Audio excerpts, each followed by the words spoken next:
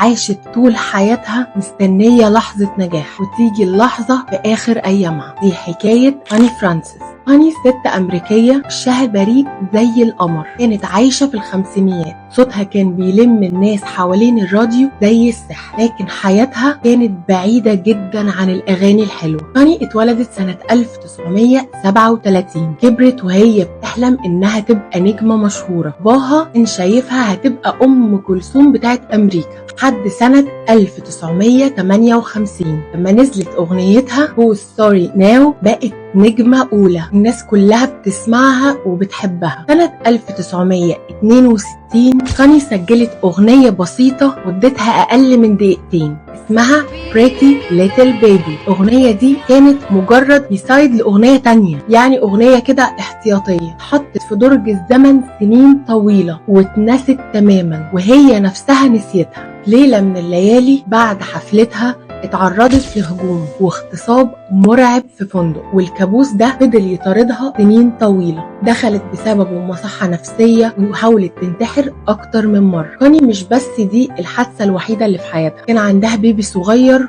وتوفى. بعدها هي وجوزها اتبنوا طفل تاني غرق وهو عنده 7 سنين، وكوني اختفت وعاشت في الظل مع ذكرياتها المؤلمة لحد صيف 2025. دنيا اتقلبت فجأة. التيك توك بقى يولع على أغنية صوتها قديم بس إحساسها طفولي وحنين. Pretty Little Baby رجعت. استخدموها في أكتر من 22 مليون فيديو على التيك توك، وحققت أكتر من 45 مليار مشاهدة إجمالية في منصة التيك توك بس.